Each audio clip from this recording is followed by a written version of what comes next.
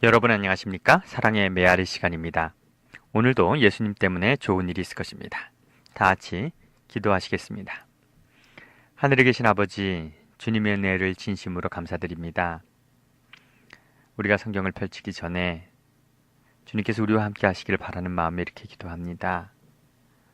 올바로 성경을 보게 하시고 올바로 기도하게 하시고 주님이 원하시는 그 뜻 따라 살아가는 귀한 오늘 하루 살게 하여 주시옵소서. 사랑이신 예수님의 이름으로 기도드립니다. 아멘. 다 같이 디모데후서 3장 10절로 있는 말씀 읽도록 하겠습니다. 디모데후서 3장 10절입니다. 나의 교훈과 행실과 의향과 믿음과 오래 참음과 사랑과 인내와 핍박과 고난과 또한 안디옥과 이고니온과 루스드라에서 당한 일과 어떠한 핍박받는 것을 내가 과연 보고 알거니와 주께서 이 모든 것 가운데 나를 건지셨느니라.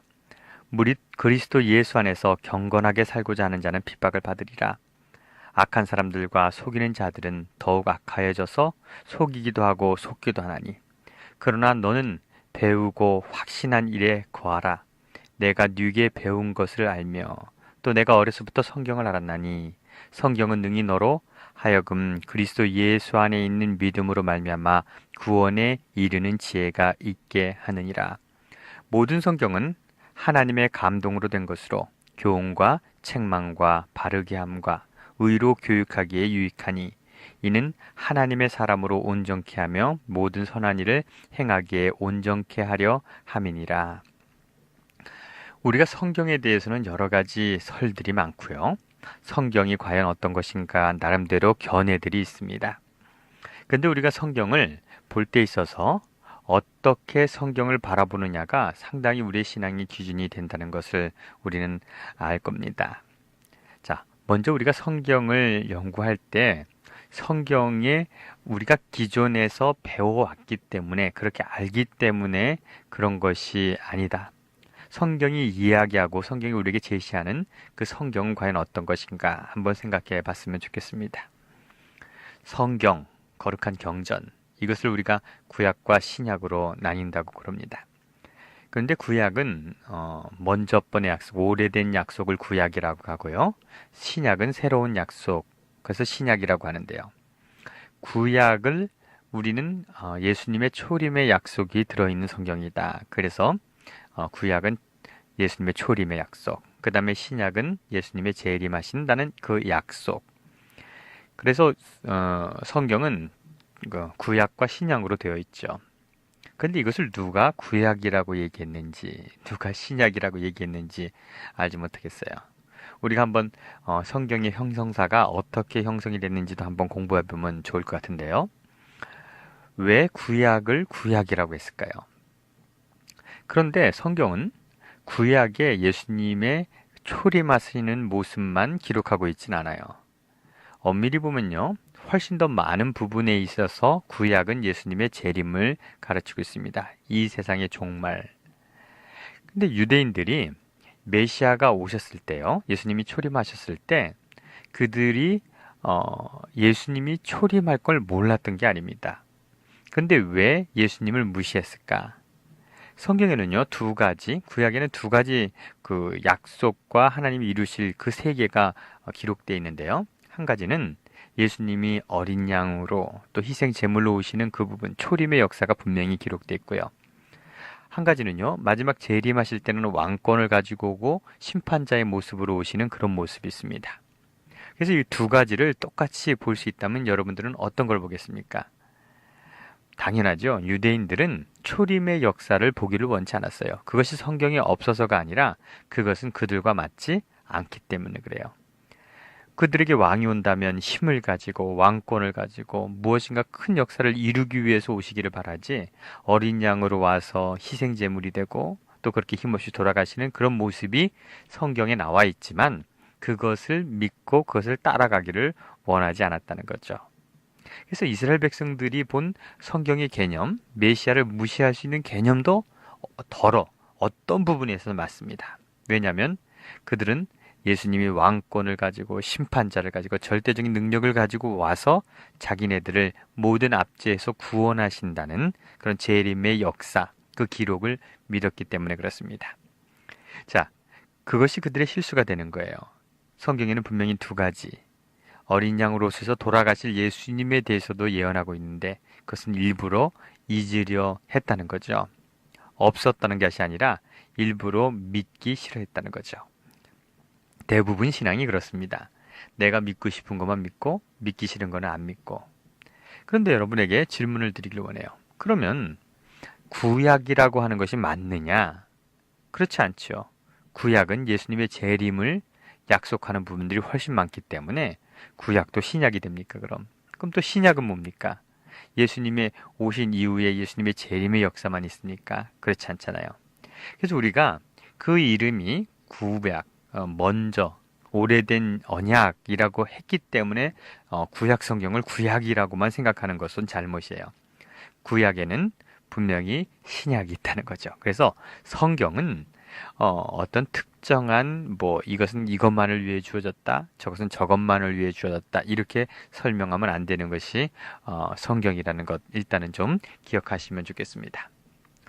그리고 우리가 성경을 보는 견해가 성경을 보면 볼수록 바뀌어가는 것을 저는 보게 돼요.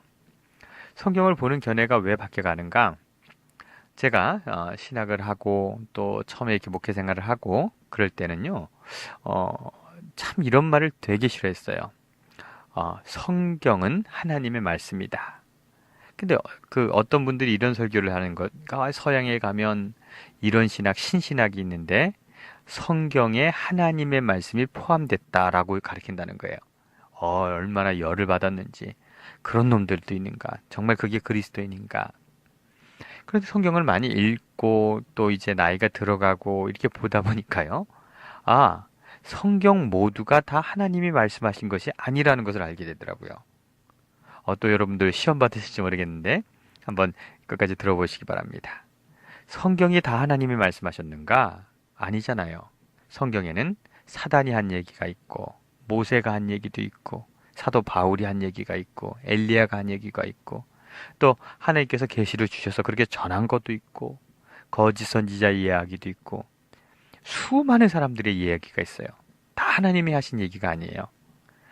욥의 친구 그 사람들은 소발 이런 사람들은 뭔 얘기 하는지도 모르겠어요. 그냥 자기가 떠들어대는 거예요. 그런데 그런 얘기가 다 하나님이 하신 얘기인가? 라고 질문을 한다면 단호하게 아니죠. 사단이 한 얘기를 어떻게 하나님이 한 말씀이라고 얘기할 수 있어요? 그렇지 않죠. 그래서 우리가 무엇인가 깊이 있게 생각해보고 성경을 좀 이렇게 연구하다 보면 성경에는 여러 사람들의 이야기가 있고 견해가 있구나. 그래서 성경이 다 하나님의 말씀으로만 이루어졌다라고 보는 것도 잘못이라는 거죠. 물론 이 성경이 형성되고 이 성경을 통해서 하나님께서는 관여하시고 이것을 통해서 하나님을 나타내시는 것이 맞습니다. 그러나 성경에 있는 모든 말이 하나님의 말씀이다. 이 말은 분명히 틀린 말이에요. 그래서 우리가 성경을 보면서 무엇을 배워야 하는가? 이 성경이 무엇을 의미하고 있는가? 무엇을 따라가고 있는가? 이것에 대해서 우리가 생각하고 고민해야 한다는 겁니다. 자, 그래서 우리가 성경을 볼 때 원만하고 무난하게 봐야 된다는 거예요. 제가 설교를 할 때 우리는 성경만 봐야 합니다. 제 말을 믿지 마시고 성경만 보십시오. 이렇게 얘기하면 사람들이요, 그런 소리 누구나 한다는 거예요. 모든 목사들이 그런 얘기 하죠. 자기 말 믿으라고 합니까? 다 성경만 믿으라고 하죠. 근데 이 말이 상당히 단순하고 이제는 듣기 싫다고 교인들 얘기하지만 이 말은 끝까지 강조되어야 되고 끝까지 우리의 믿음의 중심에 서야 한다는 것 기억하게 되길 바랍니다. 사람의 말은 사람의 말이에요. 성경 책에 있는 사람의 말 역시 사람의 말입니다. 사도 바울의 글은 사도 바울의 글이에요. 그런데 사도 바울의 글이 하나님이 쓰신 글이다라고 하면 안 돼요. 그래서 성경에는 두 가지 보는 시각이 있습니다. 성경에 축자영감설, 그 다음에 사상영감설, 대부분 두 가지로 나뉘는데요. 축자영감이란 어떤 것인가 하면요. 한자 한자 하나님이 불러주셨다. 한자 한자 하나님이 역사하셨다. 그래서 하나님이 이렇게 불러주시, 야야, 그 틀렸잖아. 그렇게 쓰지 말고 이렇게 써라. 그래, 이렇게 써라. 있어 하나님께서 한자 한자 축자 축자 영감으로 같이 하셨다라는 것이 축자 영감설이고요. 사상 영감설이라는 어떤 것이냐면요. 하나님께서 이제 사람에게 영감을 주시고 그 사람이 그의 언어로 기록하게 된다는 겁니다. 그런데 우리가 이 두 가지가 다 틀리지 않아요. 예를 들면 우리 이 성경을 이해할 때 있어서 하나님이 명령하셨다. 예를 들면 이런 부분이 있어요. 저는 아직도 기억을 해요. 국민학교 6학년 때 담임 선생님이, 저는 미션 스쿨을 다녔거든요. 담임 선생님께서 이런 말씀을 해주셨어요. 뱀은 하나님께 저주를 받아서 흙을 먹고 산다고. 뱀이 어떻게 흙을 먹을까? 아, 지렁이처럼 그럴까? 그래서 흙을 먹고 영양분을 하고 또 뱉어내는구나. 근데 저는 저 국민학교 6학년 때 이런 것을 배운 것이 저는 끝까지 제 생각을 지배했어요. 아, 뱀은 흙을 먹는구나. 그런데요, 저 중고등학교 때 뱀 한 번 안 잡아본 사람 어디 있어요? 그럼 뱀을 잡아보면 개구리를 먹어서 배가 볼록하고, 개구리를 잡아먹고 쥐를 잡아먹는 것을 보면서도 뱀은 흙을 먹는다고 저는 생각을 했어요. 그런데 뱀은 흙을 안 먹더라고요. 근데 왜 흙을 먹으라고 했을까? 우리나라 사람들은 있잖아요. 뭔가 이렇게 저주할 때, 야, 엿 먹어라, 그러잖아요. 마찬가지로 성경을 쓸 당시 사람들에게 저주하는 그 단어가 흙을 먹어라라는 단어예요. 하나님께서 뱀에게 흙을 먹어라 라고 했으면 뱀이 흙을 먹어야 될 거 아니에요. 근데 뱀은 흙을 먹지 않잖아요. 그럼 이것을 어떻게 해석합니까? 하나님께서 뱀을 뭐 하셨다? 저주하셨다. 그래서 그렇게 다 이해가 되는 거예요. 그 시대의 사람들이나 그 문맥을 이해하는 사람들은 하나님이 뱀을 저주하셨다라고 이해하는 거예요. 자, 그러면요. 축자 영감은 어디서 찾을 수 있습니까? 한자 하나님이 다 불러주셨고 이 모든 것이 오류가 없다라는 그런 것도 성경에 있다는 거예요. 축자 영감은 딱 한 가지 부분에서 나타납니다. 십계명이죠. 십계명에서 하나님께서 모세에게 십계명을 줬을 때 써주셨잖아요. 두 번에 걸쳐서 써주셨기 때문에 우리가 성경을 볼 때 축자적으로 영감이 있다라고 본다면 그것은 오직 십계명만이 축자적으로 영감이 있다라고 우리는 봐야 할 거예요. 그리고 나머지는 사상, 즉 그가 본. 그래서요, 여러분, 마태, 마가, 누가, 요한이 예수님에 대한 견해, 보는 시각이 많이 달랐다는 거예요. 어떤 부분에 있어서는요, 날짜도 좀 달라요. 날짜도 다르는 게 6월절 어떤 부분은 엿새 전, 6월절 엿새 전에 그 여인이 예수님 발에 향유를 부었다 이렇게 나오고요. 또 마태복음에는 이틀 전이라고 그래요. 엿새나 이틀이라는 상당히 차이가 나잖아요. 근데 이것을 차이가 나는데도 맞다는 거예요. 그래서 어떤 사람들은 이건 하나는 헬라적 계산법이고 하나는 히브리적 계산법이다. 그래서 성경은 무류하다, 오류가 없다 이렇게 설명을 해요. 스데반이 죽을 때 이제 그 역사 설교를 하잖아요. 이 세상의 설교 중에 가장 영감 있고 가장 하나님이 원하시는 설교가 역사 설교입니다. 아브라함이나 이렇게 쭉 얘기하면서 요셉을 얘기하면서 이렇게 그 스데반이 한 설교는 상당히 힘이 있어요. 그 힘이 있는 설교에 사람들이 그를 죽일 수밖에 없었잖아요.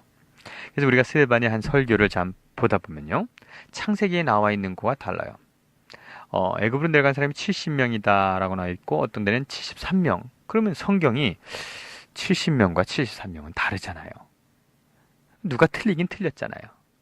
그런데 이것을 성경은 무류하기 때문에 오류가 없기 때문에 그의 복 중에 가는 사람의 복 중에 임신한 사람이 3명 있었다. 아니면 혹은 요셉의 가족은 거기 있었기 때문에 그것을 포함하고 있었다. 이건 좀 억지잖아요. 분명히 틀렸잖아요. 6월절 엿새 전과 6월절 이틀 전은 완전히 틀린 거고요. 70명과 73명도 틀린 거잖아요. 그러면 이것이 틀리기 때문에 성경에는 오류가 있는가? 성경을 믿을 수 없는가? 이런 것은 아니라는 거죠. 자, 그러면요. 우리가 이것을 어떻게 봐야 하는가? 제가요. 이제 어디서 누구를 만났어요. 누구를 만났는데 그분이 이제 저를 보고 막 인사를 하고 이렇게 만났어요. 그리고 나서 한 20년이 지났어요. 성경은 더 후회니까 더 많이 지났다고 얘기할 수 있겠죠. 한 30년이 지났는데 30년 전에 저를 만났던 그 추억을 얘기하면서 그때 한대명이가 빨간 넥타이를 메고 왔지. 그리고 뭐 하얀 구두를 신고 온 것 같아. 이렇게 해서 그렇게 써놨어요. 저를 만났던 기억을. 근데 그때 저는 파란 넥타이를 맸었거든요. 이것이 틀린 것인가? 그 기억의 한계가 있을 수 있다는 거죠. 그래서 그 사람이 나를 만났던 것이 틀린 것이 아니라 나랑 얘기했던 것이 틀린 것이 아니라 그 사람의 기억이 좀 틀릴 수 있어요. 잘못 생각할 수 있어요. 잘못 계산할 수 있어요. 그것이 성경에 기록될 수도 있다는 겁니다. 그러나 그것이 그렇게 기록됐기 때문에 성경이 맞지 않는 것인가? 그것은 아니에요. 어떤 사람은 73명이라고 하고 어떤 사람은 70명이라고 했기 때문에 성경은 오류가 있는 것인가? 그렇지 않습니다. 어떤 분은 6월절 엿새 전이라고 그러고 어떤 분은 6월절 이틀 전이라고 했기 때문에 성경은 오류가 있는가? 그건 아니에요. 우리가 오류가 없다, 틀린 것이 없다라고 정의할 때 하나님은 틀린 것이 없어요. 하나님만 무료합니다. 하나님은 틀린 것이 없어요. 그러나 하나님의 말씀을 적거나 받아 쓰는 사람이 실수할 수 있어요. 혹은 인쇄하면서 실수할 수 있고 뭐 이것이 전에 내려오면서 잘못될 수도 있어요. 그렇기 때문에 인간이 하는 일들이 있는데 어떻게 그것이 완전하고 오류가 없을 수 있는가? 그래서 우리가 성경을 공부하고 이렇게 생각할 때 중요한 기준이 있어야 합니다. 이 무료하다, 오류가 없다라는 것은요, 우리가 딱 한 가지에만 적용을 해야 돼요. 하나님의 말씀. 즉, 하나님이 말씀하시는 것은 오류가 없습니다. 그런데 받아 적는 사람은 좀 잘못될 수도 있어요. 그러나 성경은 우리가 성경에 이렇게 표현하고 있듯이 모든 사람으로 하여금 교훈을 주고 바르게 하고 하나님의 감동으로 되셨다는 것은 무엇을 의미하는가? 그것은 성경이 처음부터 끝까지 형성되는 데 있어서 하나님의 감동으로 하나님이 관여하신다는 겁니다. 관여하신다는 것, 이것은 한자 한자 그런 것이 아니라 이 성경이 전체적인 의미와 모든 것에 있어서 오류가 없다는 것을 이야기해요. 그 사람이 내가 빨간 넥타이를 메고 왔다. 이거는 비본질이잖아요. 내가 빨간 넥타이를 냈던, 하얀 구두를 신었던, 검은 구두를 신었던, 30년 전에 그것을 정확하게 기억할 이유가 뭐가 있습니까? 그러나 그때 내가 한 얘기는 무엇이었는가? 이렇고 이렇고 이런 얘기. 그래. 그때 우리에게 한 얘기는 이것이다. 이 내용이 틀리지 않다는 거예요. 단어가 틀리지 않다는 것이 아닙니다. 왜냐하면요, 성경은 번역하다가 사람이 또 번역하다 실수하잖아요. 그래서 이 단어를 써야 되는데 저 단어를 쓸 수도 있고요. 우리가 성경을 볼 때 그런 의미에서 성경은 무료하고 성경은 하나님 말씀이라는 개념으로 받아들여야지. 성경에는 오류가 없다. 절대 틀리지 않는다. 당장만 찾아봐도 많이 있거든요. 맞지 않는 것들이 있거든요. 그러면 이것 때문에 성경은 잘못된 책이다라고 얘기할 수 있는가? 그렇지 않다는 거죠. 그래서 우리가 성경을 볼 때요, 어떻게 봐야 하는가? 무난하게 계속 깊이 있게 봐야 된다는 거예요. 뭐냐면요, 우리가 성경을 통해서 하나님의 마음을 보는 겁니다. 하나님은 그런 분이시구나. 만약에 우리가 성경을 국소적으로 보고 부분적으로 본다면 심판하는 건 맞어요. 하나님 정말 무섭구나. 맨날 이렇게 심판만 하시고 어떤 사랑의 개념으로 봤어요. 하나님은 너무 사랑이시구나. 어떤 죄를 저도 용서하시는구나. 만약 우리가 보고 싶은 대로만 본다면 우리는 우리 나름대로 하나님을 보게 되죠. 정확한 하나님을 볼 수 없어요. 그런데 성경을 무난히 보면 하나님은 이럴 때 진노하시고 이럴 때 사랑하시고 이렇게도 용서하시는구나. 성경을 보면 무난하게 하나님의 모습을 알게 되는 거예요. 그러면 여러분들이 궁극적으로 하나님을 알게 되면 하나님이 어떤 분인지 알게 되고 하나님이 우리에게 어떤 말씀을 하는지 알게 되면 우리는 성경이 필요 없을 수도 있어요. 하늘에 가면 성경을 볼까요? 하늘에 가면 성경을 연구할까요? 제가 보기엔 연구할 필요가 없습니다. 뭐 하늘 가서 성경을 봅니까? 하나님과 함께 하는데, 물어볼 수 있는데. 우리가 성경은 이 땅에서 하나님을 가르쳐주기 위해서 하나님을 즉 성경은 하나님의 자기 계시입니다. 그래서 하나님이 자기를 계시하는데 이런 식으로 인간에게 표현한다는 것이죠. 그래서 우리는 성경을 볼 때 하나님이 이런 분이시구나. 하나님이 나에게 이것을 원하시는구나 라는 것을 알아나가는 것. 이것이 성경을 보는 가장 큰 의미라는 것입니다. 자, 그리고 우리가 좀 다시 심각하게 생각해 봐야 할 것이 뭐냐면요. 디모데후서 3장 16절에 모든 성경은 하나님의 감동으로 된 것으로 교훈과 책망과 바르게 함과 의로 교육하기에 유익하니 이는 하나님의 사람으로 온전케 하며 모든 선한 일을 행하기에 온전케 하려 함이니라. 그래서 성경이 우리에게 주어진 이유가 무엇인가? 그것은 우리를 의로 교육하고 또 이 모든 것은 하나님의 감동으로 되셨다. 아주 정확한 정의를 하고 있어요. 그러면요, 여기 말하는 이 성경이 어떤 것이 성경인가? 그럼 성경을 우리가 볼 때 거룩한 경전은 무엇인가? 자, 보시기 바랍니다. 디모데후서 3장 16절에 말하는 성경은 사도 바울의 서신서는 성경이 아니었어요, 그 당시. 그죠? 사복음서가 있었을지 없었을지, 뭐 사복음서 다는 물론 없었고요. 그래서 여기에 말하는 성경은 구약을 이야기합니다. 분명히 구약을 얘기해요. 그래서 성경이라 함은 여기서 얘기하는 것은 구약을 얘기해요. 그럼 신약은 성경이 아닌가? 우리가 성경을 믿고 성경으로 따라가지요. 당연히 성경이죠. 그러나 디모데 후서에서 이야기하는 성경은 구약이라는 겁니다. 자, 그러면 성경은 만약에 무엇이 귀하고 무엇이 안 귀하고 이렇게 설명할 수 없어요. 다 귀하죠. 그런데 만약에 딱 한 가지만 우리에게 필요하다 그러면 여러분 물론 우린 창세기가 가장 귀중하다고 봐야 돼요. 내가 어떻게 시작했는가? 죄가 어떻게 시작했는가? 하나님이 어떻게 이때 이 세상을 창조하셨는가? 그래서 모든 것의 시작 또 결론이 창세기에 나와 있어요. 이렇게 성경을 창세기, 출애굽기, 오경, 율법서를 자 보고 그 다음에 하나님께서 약속하신 메시아의 오심에 대해서 알면 우리는 모든 것을 아는 거예요. 그렇게 구약에 약속되고 구약에서 그렇게 기다리던 메시아가 이렇게 오신 거예요. 그것이 사복음서잖아요. 그 사복음서를 알고요. 구약 성경을 알고 그 다음에 예수님이 오셔서 우리에게 이루신 모든 기적을 보고 예수님 말씀을 듣고 깨달은 사람이 쓰는 것이 뭐예요? 사도행전이에요. 편지서예요. 여러분과 제가 성경을 많이 보고 구약과 신약기 사복음서를 많이 보면 여러분들도 사도 바울처럼 편지를 쓸 수 있어야 되는 거예요. 당연히 신앙인의 모습 속에서 그 정도의 신앙, 그 정도의 신학적인 논지가 나올 수 있다는 겁니다. 사도 바울이 무엇을 보고 이런 귀한 글들을 썼을까요?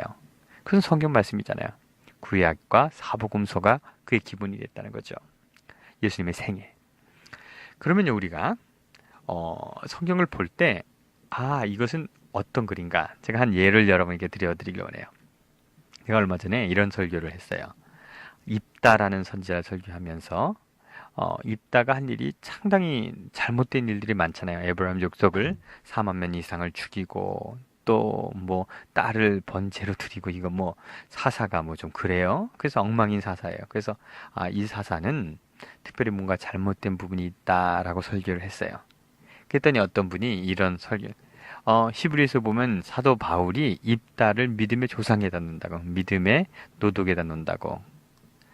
그런데 우리가 구약 성경에서 입다를 볼 때 전혀 믿음의 노독 같지 않아 보이는데 사도 바울이 입다를 믿음의 조상이라고 했기 때문에 입다는 믿음의 조상이 되는가? 저는 아니라고 생각해요. 왜냐면요, 사도 바울의 견해입니다. 그거는 하나님이 입다를 믿음의 조상이라고 하라고 했나요? 그런 얘기 없잖아요. 사도 바울은 입다를 믿음의 조상의 반열에다 놨다는 겁니다. 자, 이것이 맞다, 틀리다 이런 얘기를 하는 것은 아니에요. 그러나 그런 견해는 누구의 견해가 될 수 있는가? 사도 바울의 견해가 될 수 있어요. 사도 바울이요, 하도 많은 사람들이 네가 무슨 사도냐? 네가 예수님의 제자도 아니잖아. 너가 무슨 부름받은 것도 아니고 네가 네 맘대로 예수님 사도가 된 거 아니냐. 그리고 못생겼나 봐요. 못생기고 안짱다리고 대머리가 까지고 그러니까 하도 사람들이 사도 바울을 못 믿는 거예요. 심지어 어떤 사람은 어떻게 얘기했냐면 야 저렇게 못생긴 사람의 하나님의 영이 있을 수 있냐. 그 정도로 사도 바울을 욕하고 다른 사람도 많았지만 그렇지 않은 사람도 많이 있었어요. 그럴 때 사도 바울이 너무너무 화가 났어요. 야, 너무너무 화가 나고 사도 바울의 사도성을 의심할 때 사도 바울이 어떻게 얘기합니까? 화가 나서 내가 이건 성령 받은 것도 아니고 내가 니네 권면하는 것도 아니고 내가 자의로 너에게 말하노니 내가 화나서 너에게 얘기한다. 답답하다. 내가 왜 사도가 아니냐? 내가 뭐가 부족하냐? 내가 무슨 권한이 없느냐? 여러분, 이게 분명히 성경에 나오는 얘기예요. 성경에 나오는 얘기지만 사도 바울이 개인적으로 쓴 겁니다. 화가 나서 야, 나도 권한이 있다. 나도 그럴 수 있고 나도 그럴 수 있는데 내가 그렇게 안 하는 거다. 그래서 화를 내는 사도 바울의 모습도 스스로 내가 이건 자의로 얘기하는 거다. 내가 너 좀 들으라고 얘기하는 거다. 이런 얘기도 성경에 포함됐기 때문에 하나님 말씀인가? 이런 건 아니죠. 그렇게 보면 안 되죠. 이것은 사도 바울이 우리에게 뭔가 설명하고 싶고 변명하고 싶어 하는 얘기라는 거죠. 그럼 우리가 성경을 어떻게 봐야 하는가? 이 성경 모든 것, 구약과 신약, 우리가 보는 모든 성경은 하나님께서 감동하시고 우리에게 올바로 하나님을 나타내고 우리를 준비시키기 위해서 충분하게 우리에게 주어졌다는 말씀이고, 그래서 우리가 여기서 오류를 찾거나 무엇이 틀렸다 이렇게 보아야 될 건 아닙니다. 그런데 명백하게 무엇인가 잘못되고 무엇인가 틀린 숫자가 나올 때는 그건 틀렸구나. 그것이 성경에 오류가 있다는 것이 아니라 누가 숫자가 좀 틀릴 수도 있죠. 뭐 이틀이라고 생각했는데 나는 하루 지났다고 생각하는데 이틀일 수도 있고 그런 거 아니겠어요? 그것이 하나님을 알아가고 우리가 성경을 통해서 마지막 시대의 그 길을 걸어가는데 아무 문제가 되지 않는다는 겁니다. 자, 그래서 우리가 성경을 볼 때는 큰 그림을 볼 줄 알아야 돼요. 하나님의 마음을 보는 겁니다. 하나님의 마음을 보는 과정에서 사도 바울의 느낀 하나님의 마음을 보는 거야. 그것은 사도 바울이 느낀 겁니다. 우리는 우리가 느끼는 하나님, 우리가 배운 하나님, 내가 성경을 보고 성경에서 얻은 그 하나님에 대한 개념을 가져야 된다는 거예요. 어떤 분이 저를 만나서 이런 얘기를 하더라고요. 제가 그때는 그 말씀을 이해하지 못했는데 지금은 그 말이 이해가 돼요. 현대 기독교는 그리스도인들이 아니라 바울교가 됐다. 그래서 바울 얘기만 하고 바울이 기준이 된다. 이것도 잘못이죠. 예수님께서는 우리에게 이렇게 말씀하셨어요. 너희가 거듭나야 구원을 받는다. 그래서 우리는 거듭나야 구원을 받는다는 것을 압니다. 근데 사도 바울은 뭐로 구원받는다? 믿음으로 구원받는다. 누구 말을 따라가야 됩니까? 예수님은 거듭나야 했고 사도 바울은 믿어야 한다고 했습니다. 그럼 여러분 누구 말을 따라가겠습니까? 믿음으로 구원받는 것이 아니고 거듭나야 구원받는다. 이렇게 정의하면 안 돼요. 사도 바울의 얘기는 예수님의 얘기를 서포트하는 것뿐입니다. 우리는 거듭나야 구원받습니다. 그런데 거듭남이란 무엇인가? 믿음으로 시작한다. 예수 그리스도의 말에 사도 바울의 말은 엎으러지는 거예요. 우리는 항상 하나님의 말씀이 우리 신앙의 기준이 되어야 되고요. 그 모든 것, 성경의 모든 말씀들은 하나님을 자기 계시하고 나타내는 데 충분하다는 것, 그런 면에서 오류가 없다는 것, 이것을 기억하게 되길 바랍니다. 자, 궁금한 점이 있든지 또 뭔가 얘기할 것이 있으면 언제든 전화 주시기 바랍니다. 310-292-7788입니다. 다 같이 기도하시겠습니다. 하늘에 계신 아버지, 주님의 은혜를 진심으로 감사드립니다. 우리가 매일매일 성경을 보고 성경 속에서 하나님이 무엇을 원하시는지 하나님의 뜻을 알기를 원하오니 주님 우리와 함께 하심으로 주님의 뜻 알게 하시고 주님과 동행하는 하루하루의 삶 살게 해주시옵소서. 오늘도 주님의 이름으로 승리하길 바라오며 사랑이신 예수님의 이름으로 기도드립니다. 아멘. 오늘도 예수님 때문에 좋은 일이 있을 것입니다. 감사합니다.